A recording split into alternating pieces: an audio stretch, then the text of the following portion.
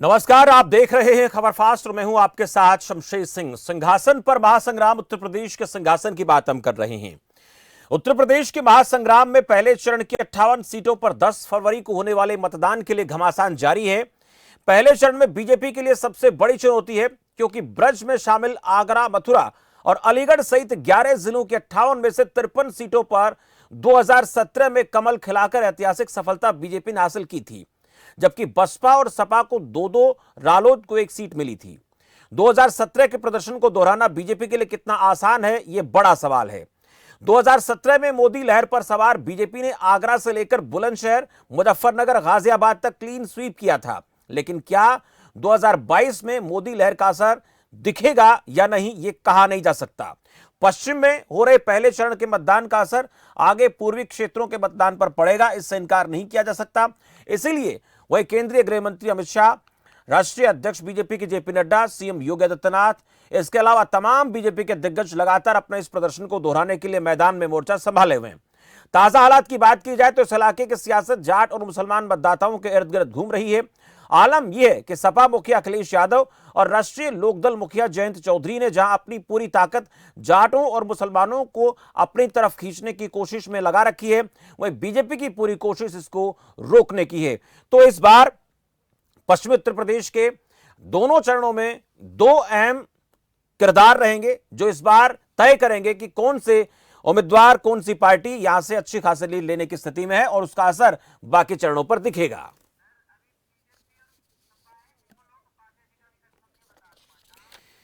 आज चर्चा करेंगे इसी मसले को लेकर। पश्चिमी उत्तर प्रदेश की जो 58 सीटें हैं, उनमें से भारतीय जनता पार्टी ने 53 सीटें 2017 में जीती थी, लेकिन इस बार ये चुनौती कितनी बड़ी है और बयानबाजियों की जहां तक बात आ रही है तो वो भी जरूर गर्मा गर्मी, यानी इस सर्दी के मौसम में बयान गर्मी के दिए जा रहे हैं, इस पर भी चर्चा करना अहम हो जाता है। मेरे साथ कृष्ण मोहन पांडे, प्रवक्ता भारतीय जनता पार्टी से जुड़े। कृष्ण मोहन जी, बहुत बहुत स्वागत है आपका इस चर्चा में।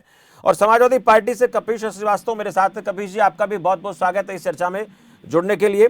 मैं पहला सवाल आपसे करूंगा कृष्ण मोहन पांडे जी, ये बहुत बड़ी चुनौती है, इसको कमतर बीजेपी भी शायद नहीं आंक रही होगी कि 2017 में एक तरीके से क्लीन स्वीप आप लोगों ने कर दिया था और 58 सीटों में से 53 सीटें पहले चरण की पश्चिमी उत्तर प्रदेश की इन सीटों को आप जीतने में कामयाब रहे थे, और यहां से जो एक संदेश जाएगा वो बाकी 6 चरणों के लिए बहुत अहम होने वाला है। जी बिल्कुल। और मैं आपको बता दूं कि जो पिछली बार हमने 58 में से 53 सीट जीती थी शमशेर जी, मैं आपको बता दूं इस बार क्लीन स्वीप होने जा रहा है। 58 की 58 सीटें भारतीय जनता पार्टी जीतने जा रही है। उसके पीछे उद्देश्य, उसके पीछे कारण क्या है? पिछली बार 12 से लेकर 17 तक का उत्तर प्रदेश और खासतौर से पश्चिम के क्षेत्र का भूख, भय, भ्रष्टाचार और दंगों से पूरा पश्चिम उत्तर प्रदेश हिल चुका था। पूरा जनता त्राही त्राही कर रही थी। तो हमको उत्तर प्रदेश की पश्चिम की जनता ने हमें 53 सीट दिया। और इस बार भारतीय जनता पार्टी ने बेहतर प्रशासन, बेहतर विकास, बेहतर शासन व्यवस्था और दंगों का समूल नाश कर दिया, पलायन का समूल नाश कर दिया।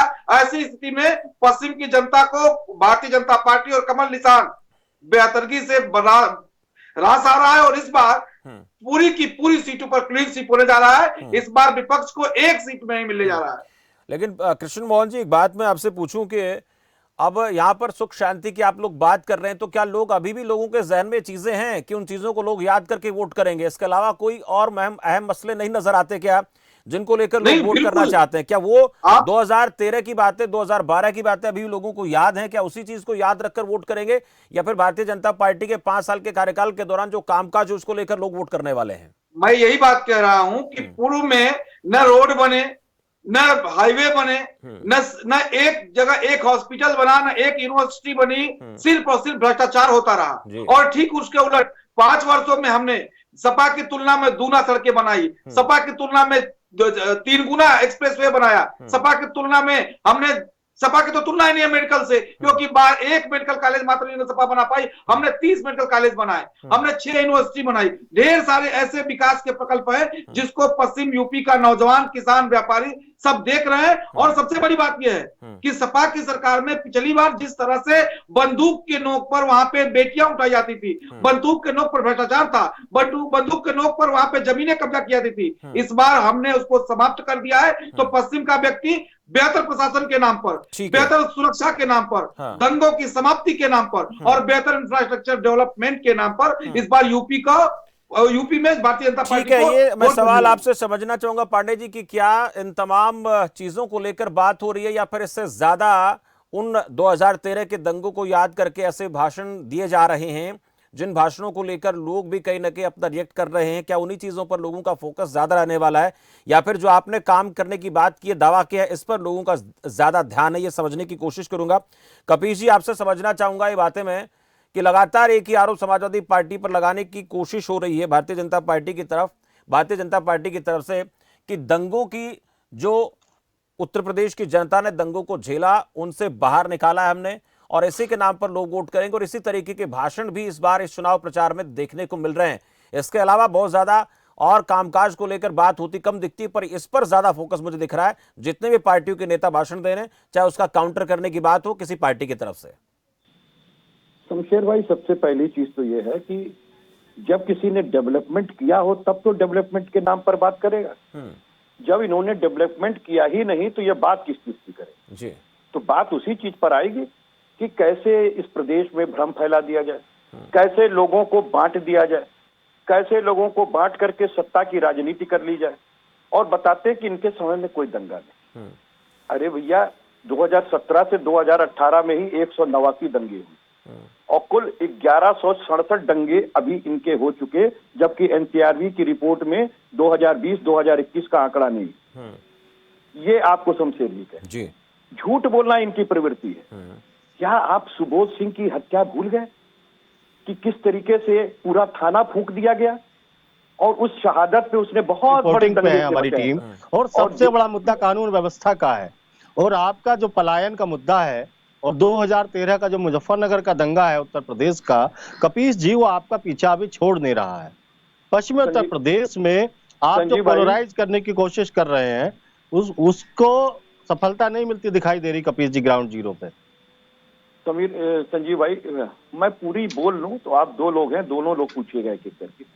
पहले मैं शमशेर जी का जवाब दे रहा था, अब बीच में उसमें टोक दिया। अरे तो कानून व्यवस्था बड़ा मुद्दा है। मैं कानून व्यवस्था पे ही तो बात कर रहा हूँ। एनसीआरबी के आंकड़े किस लिए प्रस्तुत कर रहा है? कानून व्यवस्था को दर्शाने। और सबसे बड़ी चीज ये है कि ये दंगों की आड़ में क्यों जा रहे हैं? ये क्या कहना चाहते हैं कि ये दंगेबाज हैं, जब ये सत्ता में रहेंगे तो दंगा नहीं। क्योंकि मुजफ्फरनगर दंगे की अगर आप आड़ लेते हैं तो जितने आरोपी हैं वो सब तो भारतीय जनता पार्टी के टिकट पे चुनाव लड़ रहे हैं। आप देख ले, संगीत सोम भी लड़ रहे हैं, सुरेश राणा भी लड़ रहे हैं और गुड्डू कौन है? नहीं, वहां के तो है नहीं, वो वहां के नहीं है। देखिए, आप पूछिएगा हमसे, कमा भाई पुलिस साहब, हमको कह लेंगे दीजिए। अभी जितने फ्लो में पूरा शमशेर सिंह जी ने उनको अवसर दिया है मोहन पांडे को, मुझे भी कहने दो। टोक के आप मेरी रेलिवेंसी खत्म कर रहे हैं, या तो मैं चुप हो जाऊं। ठीक है, नहीं बोलिए। तो मैं एक बात कह रहा हूं, मैं बहुत रेलिवेंट तथ्यों के साथ प्रस्तुत होता हूं, ऐसे मैं हवा में बात नहीं करता। मैं एक बात पूछ रहा हूँ कि गुड्डू खटीक किसके आदमी थे जो चार्जशीटेड है? भाई मुख्य तो सुरेश राणा ही है और ये है संगीत सोम है, ये किसके आदमी है? तो ये दंगेबाज हैं जिन पर 60 लोगों की हत्या का मामला चल रहा है और वो भी किससे? हाई कोर्ट के जो जज साहब की कमेटी थी उसके रिपोर्ट के आधार पर 154 सीआरपीसी की एफआईआर दर्ज हुई थी, जिसके ये मुख्य आरोपी हैं। और योगी आदित्यनाथ जी इन दंगेबाजों पर से दंगे का मुकदमा उठाने की कोशिश की, इलाहाबाद न्यायालय ने मना कर दी। जो ट्रायल है विचाराधीन। और मैं एक बात ये कहना चाहता हूं कि देखिए, दंगे की आड़ इसलिए इनको लेनी है, याद और कथा कहानी दिखानी है कि भाई देखो उस समय में हुआ था, अरे तुम किए थे, ये क्यों नहीं बताते? दंगे तो आपकी कहानी में होते हैं, गोधरा से जो दंगा करता है वो प्रधानमंत्री बनता है, तो वो बहुत सीधी सी बात है। क्या जकारिया का मामला खत्म हो गया? आज भी सुप्रीम कोर्ट में विचाराधीन है, कोई ये ना कहे। और दूसरी बात मैं कहता हूँ, ये दंगे की बात आप कर रहे हो, आप हत्या और कानून की बात कर रहे हो। योगी आदित्यनाथ पे 302, 307, 153 यानी कि धर्म का दंगा कराना और हत्या करना, हत्या का प्रयास का मामला है और दो मामले हैं। गोरखपुर में लेकिन ये तो कह रहे हैं कि सब प्रेरित मामले का मामला जो है वो महाराजगंज कोतवाली में चल रहा है। क्या डिप्टी मुख्यमंत्री पे मोहम्मद गौस के हत्या का आरोप नहीं रहा? क्या अपहरण से लेकर के पशु तस्करी और पशु तस्करी से लेकर के जमीन कब्जा करना, और अभी हालिया में 419 20 67 68 71 का मामला केशव प्रसाद मौर्य पे है, क्या इनकार कर देंगे? एडीआर की रिपोर्ट है कि भारतीय जनता पार्टी के सिटिंग विधायक जो थे, जो अभी तो है अपराध को लेकर बात हो रही है, और मैंने एक दिन पहले इस मसले पर चर्चा की थी संजीव कपासिया। ठीक है, का मामला, बलात्कार का मामला है। ठीक है श्रीवास्तव जी, मैं आपके पास लौट रहा हूँ। संजीव कपासिया, अपराध को लेकर एक दिन पहले भी चर्चा कर रहे थे। कोई भी राजनीतिक पार्टी दूध की धुली नहीं है। अगर हम आंकड़ा निकालने लग जाएं तो 19-20 का फर्क एक दूसरे में नजर आता है। लेकिन क्या सिर्फ यही मसला अपराध को खत्म कर देंगे? एक अपराध को बढ़ावा देने वाला है, हम खत्म करने वाले लोग हैं, इसी पर चुनाव होना चाहिए, या फिर विकास को लेकर बात होनी चाहिए? मैं भाषणों में भी सुन रहा हूं, एक अटैक करता है, दूसरा उसके अटैक को रोकने के लिए अपनी तरफ से रिएक्ट करता है और आरोप ये लगा देता है कि इनके देख लीजिए जी, हमारे ऊपर कैसे आरोप ये लगा रहे हैं, इनका खुद का गिरबार देख लीजिए जी, इनका चरित्र देख लीजिए जी, ये कैसे लोग हैं? अब ऐसे में जनता को लगता क्या है, क्या सच में लोगों को अपराध के नाम पर ही वोट करने के लिए किसका चेहरा कैसा है, किसका चरित्र कैसा है, किसके दामन पे दाग कम है ज्यादा है, इस पर लोग वोट करेंगे, या फिर कामकाज भी लोग देख रहे हैं? संजीव, आप तो ग्राउंड पर हैं। देखिए शमशेर, हम पिछले 5 रिपोर्टिंग पर है, और पश्चिम उत्तर प्रदेश में सबसे बड़ा मुद्दा यकीनन कानून व्यवस्था का है। लोगों को सुरक्षा चाहिए, लोगों को रोजगार चाहिए, स्वास्थ्य सेवाएं बेहतर हों। लेकिन जिस तरीके के हमारे दोनों साथी काबिल प्रवक्ता हैं, कपीस जी बहुत सीनियर आदमी हैं, और कृष्ण मोहन पांडे बहुत लगातार हमारे चैनल के माध्यम से भाजपा का पक्ष रखते हैं, लेकिन दोनों एक बात भूल जाते हैं। जब 2017 का विधानसभा चुनाव उत्तर प्रदेश में था शमशेर, तब इसी भारतीय जनता पार्टी का सबसे बड़ा नारा था, न गुंडाराज न भ्रष्टाचार, अब की बार भाजपा सरकार। और अब जब 2022 में विधानसभा चुनाव हो रहे हैं, मुख्यमंत्री हिंदू मुस्लिम करने की बात करते हैं, शमशान और कब्रिस्तान पर चले जाते हैं, मई जून में शिमला जैसा मौसम देने की बात करते हैं। आखिरकार मुद्दों से दोनों पार्टियों के नेता भटकते क्यों हैं? कृष्ण मोहन जी, बहुत विकास किया आपकी पार्टी ने। भारतीय जनता पार्टी के तमाम नेता, मोदी हो, योगी हो, पार्टी के अध्यक्ष अमित शाह हो, या फिर जेपी नड्डा, तमाम ऐसे नेता हैं जो पश्चिमी उत्तर प्रदेश में दूसरी बातें कर रहे हैं। जाट लैंड माना जाता है, जाटों की नाराजगी है, 253 नेताओं को बुलाया जाता है। इन तमाम जो प्रक्रियाएं हैं, इनसे गुजरने की जरूरत आखिर आपको पड़ क्यों रही है, कृष्ण मोहन पांडे जी? देखिए संजीव जी, सबसे बड़ी बात यह है कि एक तो ये चुनावी समय है, और चुनावी समय में हर व्यक्ति अधिक से अधिक अपनी सीटों को जीतने के प्रयास करता है, और उसके लिए अधिक से अधिक लोगों तक पहुंच बनाता है, संवाद स्थापित करता है। भारतीय जनता पार्टी संवाद में विश्वास रखती है, और जो 253 नेताओं को बुलाने की बात थी, वो संवाद का एक हिस्सा था कि यदि हमने अपने स्तर से जितने विकास कराए हैं, आप उसको एक उत्तर प्रदेश के ग्राफिक पर उठाकर देख लीजिए। कृष्ण मोहन जी, आप भाजपा के बहुत अच्छे और काबिल प्रवक्ता होंगे, लेकिन ये बताइए, जब आप राष्ट्रवाद पर चुनाव लड़ते हैं, आप हिंदुत्व पर चुनाव लड़ते हैं, तो आप पश्चिमी उत्तर प्रदेश में अकेले जाटों को क्यों बुलाते हैं? आखिरकार राष्ट्रीय लोकदल के साथ जो अटैचमेंट हुई है जाटों की, उसको तोड़ने की, छिन्न भिन्न करने की कोशिश क्यों है? आप उनको आरक्षण की बात क्यों करते हैं? बिल्कुल नहीं। देखिए क्या है, जो उनके नेता है चौधरी चरण सिंह, उनको भारत रत्न देने की बात करते हैं। अरे भाई, सबको बराबर मानो ना कृष्ण मोहन जी।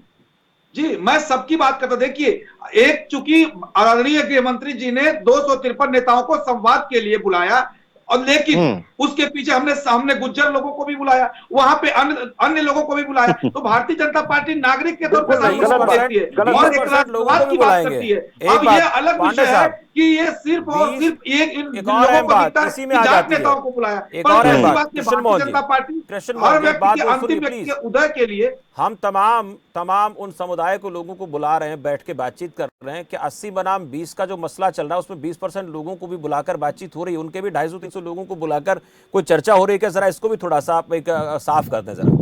शमशेर जी, मैं जो थोड़ा सा की बात को मैं ठीक से स्पष्ट कर देना चाहूंगा। जो 80 बनाम 20 का आदरणीय मुख्यमंत्री जी ने और भारतीय जनता पार्टी के अन्य लोग भी कह रहे हैं, उसका नजरिया यह है कि 80% उत्तर प्रदेश में वो लोग हैं जो विकास चाहते हैं, 80% वो लोग हैं जो इस उत्तर प्रदेश को उत्तम प्रदेश बनाना चाहते हैं, इंफ्रास्ट्रक्चर, मैन्युफैक्चरिंग हब बनाना चाहते हैं। परंतु 20% वो लोग हैं जो इस उत्तर प्रदेश में IT सेक्टर लाना चाहते हैं, इनकम फ्रॉम टेरर अपराध की इंडस्ट्री जो 2012-17 में लाए थे उसको पुनः 22 से और 27 तक लाना चाहते हैं। तो हम 20% की कौन बात लोग करते हैं? और कृष्ण मोहन पांडे 20% जी। वो लोग हैं, हाँ। 20% वो लोग हैं कि जिसकी गाड़ी में सपा का झंडा, वो उसमें उस गाड़ी में बैठा हो बड़ा गुंडा, जो जितना बड़ा समाजवादी, जो जितना बड़ा अपराधी हो उतना बड़ा समाजवादी। ये तो नियम बदल चुका है। शमशेर जवाब लेते हैं कपीस जी से। हाँ। कपीस जी, आप तो उत्तर प्रदेश के लोगों के दुश्मन हैं।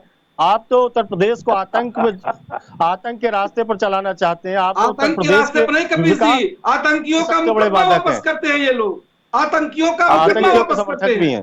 ठीक है पांडे जी, कपीस हो जी। गया। हाँ, हाँ। देखिए एक बात बता, जिस गाड़ी में बैठा है, जैसे ये कहे नारा दिए, अब आप देखिए कि राजनीति का स्तर कहाँ आ गया। अरे भैया, मुख्यमंत्री पे 302, 307, 153 गुंडा वो है कि गुंडा दुनिया है? 370 के ऊपर आप बात करते हो, आप इस पर क्यों नहीं बात करते 371 पर अनुच्छेद पे? और दूसरी बात, आप कहते हो ना कि आतंकवादियों का मुकदमा इन्होंने उठाया, तो कृष्ण मोहन जी आपने 8,988 मुकदमे उठाए, 8,988। क्यों झूठ बोलते हैं? आपने जम्मू कश्मीर के अंदर जिन लोगों ने सेना का सर खोलने का काम किया, उन पत्थरबाजों पर से 8,888 मुकदमे, 988 मुकदमे आपने उठाए हैं। आप झूठ बोल देंगे कि आपने नहीं उठाए, क्योंकि आपने पीडीपी के साथ का साथ किया था, इसलिए ये बात मत कहा कीजिए, अच्छी नहीं लगती। और दूसरी बात मैं आपको कह दूं कि ये जो गुंडे वाली नारा देते हैं ना, अपने मुख्यमंत्री को दिया कीजिए, अपने डिप्टी मुख्यमंत्री को दिया कीजिए। ये हम नहीं कर रहे हैं, उत्तर प्रदेश की जनता कर रही है कपीस जी। जिस पर हत्या और कपीस जी, आप लगातार मुख्यमंत्री को लेकर हमला जनता ने देखा है कैसे और मैं लाल टोपी लगाकर और सपा का झंडा लगाकर गाड़ी आती थी और झंडा लगा होगा जमीन पर कब्जा कर लेती थी। ये दोनों प्रवक्ता साथी, ये बताइए आप लोग मुद्दों पर कब बात करेंगे? आप शिक्षा पर कब बात करेंगे? स्वास्थ्य पर कब बात करेंगे? लोगों की जो किसानों की समस्याएं हैं उस पर कब बात करोगे? पश्चिम उत्तर प्रदेश में चुनाव है, हिंदू मुस्लिम 80-20, ये तमाम चीजें कहां से आ रही हैं भाई? पश्चिम उत्तर प्रदेश की समस्याएं क्या है, किसानों की दिक्कतें क्या है, इसके बारे में बातें यदि आ गई तो मैंने कोई अन्यथा मैं अपनी बातें रखना चाहूंगा कि यही उत्तर प्रदेश है जहां पे समाजवादी जरा एक एक करके जवाब दे, एक एक करके। हाँ संजीव जी, इन्होंने अपने जाट नेता बुलाए थे दिल्ली में परवेश राम वर्मा जी के यहाँ, उन्होंने पश्चिमी उत्तर प्रदेश में क्यों नहीं बुला लिया? क्यों नहीं खाप पंचायत करा लिया आपने? क्यों खापों के अंदर आप नहीं गए? जाट खापों से जाना जाता है। राम वर्मा जी संजीव क्यों बुलाना ठीक है, बात करेंगे कपीस जी आपसे। संजीव एक चीज मैं समझना चाहता हूँ आपसे, जरा आप इस पे सवाल भी कीजिएगा, ठीक है? आप उन गाँवों में घुस नहीं पा रहे हो। चलिए ये देखना दिलचस्प होगा कि इलेक्शन में होगा क्या रिजल्ट से पता लगेगा। लेकिन संजीव एक चीज मैं देख पा रहा हूं कि जो जितना भी उत्तर प्रदेश की सियासत को जितना भी देख पा रहा हूं, पश्चिम उत्तर प्रदेश के 58 सीटों पर मुझे ऐसा प्रतीत हो रहा है कि सपा की तरफ से तो सिर्फ आरएलडी को ही एक सर्वे सर्वा बना दिया। हालांकि अखिलेश यादव प्रेस कॉन्फ्रेंस कर रहे हैं, पर जिस तरीके से बहुत ज्यादा अंदर तक जाना चाहिए था वहां तक नहीं पहुंच बना पा रहे हैं या नहीं जाना चाहते, इसके पीछे आपको कारण क्या नजर आता है? और आरएलडी के भरोसे छोड़ दिया गया है पश्चिम उत्तर प्रदेश को, इसके पीछे वजह क्या दिखती है? जबकि बीजेपी लगातार कोशिश कर रही है कि समाजवादी पार्टी की तरफ से यहां पर लोगों के बीच आकर के अपनी बातों को उनके सामने रखा जाना चाहिए, लेकिन उसके पीछे क्या वजह दिखती है आपको कि बहुत खुलकर बैटिंग करने की मूड में दिखती नहीं है सपा? बिल्कुल, देखिए शमशेर, यदि पश्चिमी उत्तर प्रदेश की ईमानदारी से बात करूं तो अखिलेश यादव पश्चिमी उत्तर प्रदेश का जो पॉलिटिकल सिनेरियो है उसमें अपने आप को बैकड्रॉप पर रख रहे हैं। जयंत चौधरी को उन्होंने आगे किया है। अखिलेश यादव बखूबी समझते हैं कि पश्चिमी उत्तर प्रदेश में जयंत चौधरी आगे रहेंगे तो एचएम जो हिंदू मुस्लिम भारतीय जनता पार्टी कर लेती थी बहुत आसानी के साथ, वो नहीं कर पाएगी। अब की बार लाख कोशिशों के बावजूद आप मुख्यमंत्री का एक के बाद एक ट्वीट पढ़िए कि मैं मई जून में शिमला जैसी गर्मी पैदा कर देता हूं, 10 मार्च के बाद गर्मी ठंडी हो जाए, गर्मी निकल जाएगी। ऐसे तमाम जो ट्वीट है वो ये दर्शाने की कोशिश है कि पश्चिमी उत्तर प्रदेश को पोलराइज किया जाए, एचएम किया जाए, 80 बनाम 20 की लड़ाई में लाया जाए, ताकि वो उनकी जो सीटें थी 2017 में वो आसानी से रिपीट हो जाए। लेकिन दूसरी तरफ अखिलेश यादव बेहतर एक एक करके स्टेप बाय स्टेप उनकी जो स्ट्रेटजी है वो उसके अकॉर्डिंग चल रहे हैं। सोशल डिस्टेंसिंग तमाम चीजें हैं, और जो उनके जो टिकट वितरण की प्रणाली है पश्चिमी उत्तर प्रदेश में वो बड़ी शानदार है। मैं अपने साथी प्रवक्ता से भी कहना चाहूंगा, ये कृष्ण मोहन जी बड़े बड़े हमारे करीबी मित्र हैं। भाई साहब, पश्चिमी उत्तर प्रदेश में इस समय जो बयार है वो हिंदू मुस्लिम नहीं है, तमाम मुद्दों पर वोटिंग हो रही है। आम लोगों से बात करें तो उनको दिक्कत इस बात की है कि आवारा पशु उनके खेत चर रहे हैं। इसके अलावा जो किसानों का गन्ने का पेमेंट है, इसके अलावा कृषि बिल 2020 को लेकर जो लंबी लड़ाई लड़ी गई 13 महीने की, वो कहीं ना कहीं मुद्दा है। इसके अलावा रालोद बड़ा मुद्दा है, जिनके साथ जाट बड़ी मजबूती के साथ खड़े हैं। और भारतीय जनता पार्टी ने हालांकि उसको डैमेज कंट्रोल करने की कोशिश की है।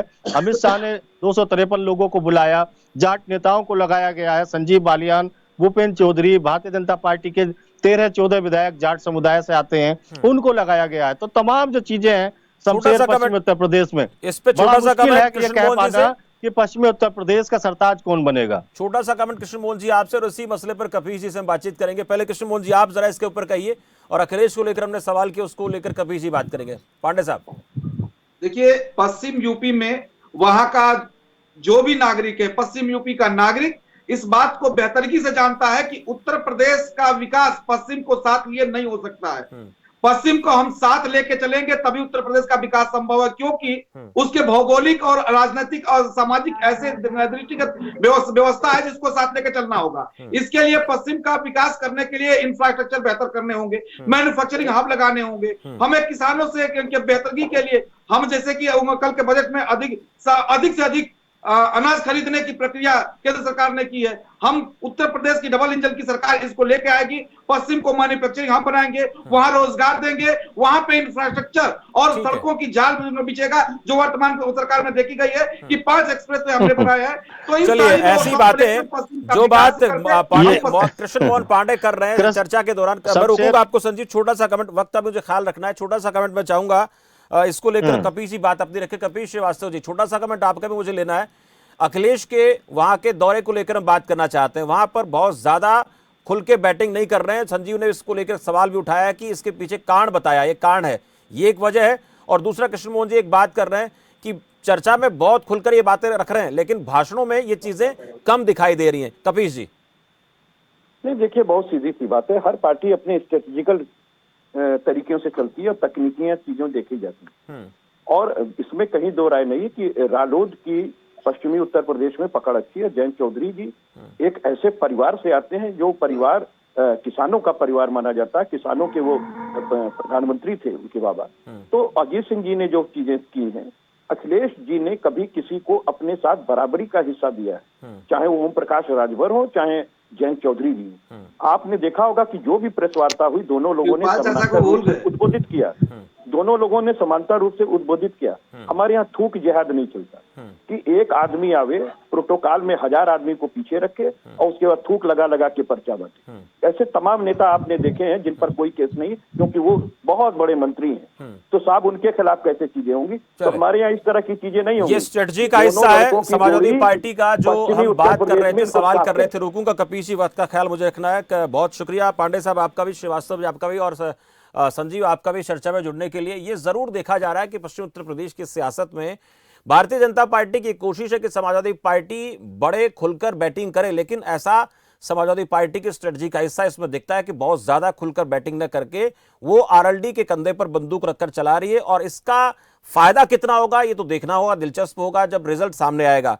लेकिन बीजेपी का प्रयास ये जरूर है कि सपा खुलकर आए, सपा के नेता, सपा के जितने प्रत्याशी हैं वो खुलकर अपनी बात मंचों से रखे, और वहां से कहीं से कोई चूक हो तो फिर उसका फायदा, उसका जो डैमेज होने की कोशिश कहीं दिखेगी उसको अपनी तरफ, अपने पाले में करने की कोशिश बीजेपी करेगी। प्रयास लगातार जारी है, लेकिन बीजेपी के लिए चुनौती इसलिए बढ़ी कि 58 सीटों में पिछली बार 53 पर बीजेपी ने कब्जा किया था। अब उन 58 में से कितनी सीटें बीजेपी के पाले में जाती हैं ये चुनाव तय करेगा। पर इतना जरूर है कि इसमें अगर मुस्लिम वोटर और जाट वोटर एकजुट हो जाते तो इसका नुकसान बीजेपी को होगा। अगर बट जाते हैं वोट तो उसके बाद बीजेपी को कहीं ना कहीं पिछला इतिहास दोहराने में शायद किसी के लिए रोक पाना आसान नहीं होगा। फिलहाल इस चर्चा में इतना ही। आप देखते रहिए खबर फास्ट। नमस्कार।